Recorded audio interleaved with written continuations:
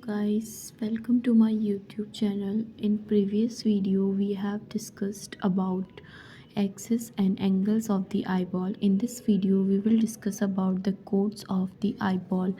So the eyeball comprises of three coats: outer fibrous coat, middle vascular coat, and inner nervous coat. Fibrous coat, it is a dense strong wall which protects the intraocular contents. Anterior 1/6 of the fibrous coat is transparent and is called cornea. Posterior 5/6 opaque part is called sclera. Cornea is set into sclera like a watch glass. Junction of the cornea and sclera, called limbus, is marked at the surface by the external scleral sulcus. Conjunctiva is firmly attached at the limbus. The next layer is vascular coat, that is the uveal tissue. It supplies nutrition to the various structures of the eyeball. It consists of three parts which from anterior to posterior are iris, ciliary body and choroid.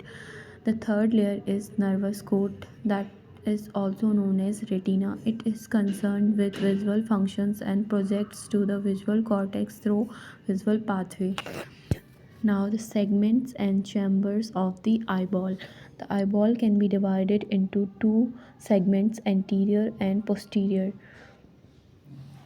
Anterior segment, it includes crystalline lens which is suspended from the ciliary body by zonules and structures anterior to it: iris, cornea and two aqueous humor filled spaces, anterior and posterior chambers.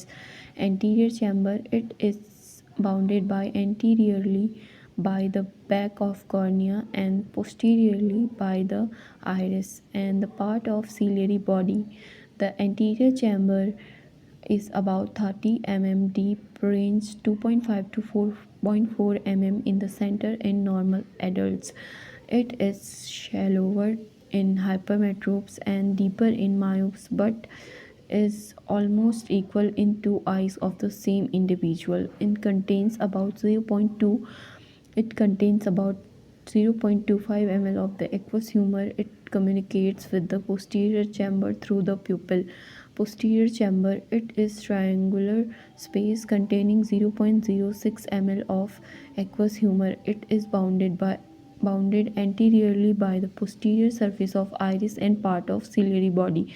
Posteriorly, the crystalline lens and its zonules, and laterally by the ciliary body.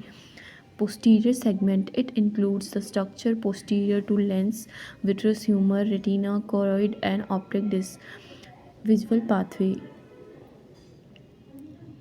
each eyeball acts as a camera. It perceives the image and relays the sensation to the brain. Occipital cortex, visual pathway which comprise optic nerve, optic chiasma, optic tract and lateral geniculate body and optic radiation. So this was all about the layers of eyeball. Now we will discuss about the orbit, extraocular muscles and appendages of the eye. Each eyeball is suspended by extraocular muscles and facial sheaths in a quadrilateral pyramid shaped bony cavity called orbit. Each eyeball is located in the anterior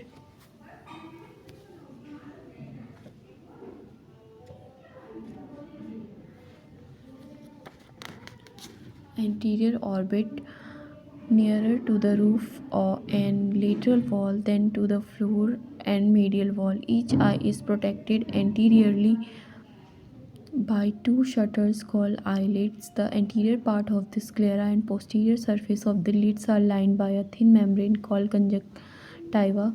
For smooth functioning, the cornea and conjunctiva are to be kept moist by tear, which are produced by lacrimal gland and drained by the lacrimal passages. These structures, eyelid, eyebrows, conjunctiva, and lacrimal apparatus, are collectively called the appendages of the eye. Development of the eye. The development of the eyeball can be considered to commence around day 22 when the eight when the 8 pairs of somites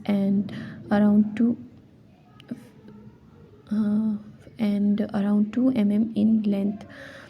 The eyeball and its related structures are derived from the following primordial uh, optic vesicle, and outgrowth from prosencephalon, neuroectodermal structure. Lens placard is a specialized area of surface ectoderm called, and the surrounding surface ectoderm, mesenchyme surrounding the optic vesicle, visceral mesoderm of maxillary process. Formation of optic vesicle, lens vesicle, optic curve, and changes in associated mesenchyme. Before going into the development of individual structure, it will be helpful to understand the formation of optic vesicle, lens placard, optic cup, and changes in the surrounding mesenchyme, which play a major role in the development of the eye and its related structures. Formation of optic vesicle and optic stalk. The first evidence of primitive eye formation occurs during the third week of the gestation. The brain and eye develop from the most anterior region of the neural plate. The ectodermal cells at the apex of neural folds proliferate and produce a population of neural crest cells, which contribute extensively into into prosencephalic vesicle. As the optic sulcus deepens, the wall of prosencephalon overlying the sulcus bulge out to form the optic vesicle. The proximal part of the optical vesicle becomes constricted and elongated to form an optic stalk. So this was all about the development of the eye. Thanks for watching my video. If you like this video, please do like and subscribe to my YouTube channel.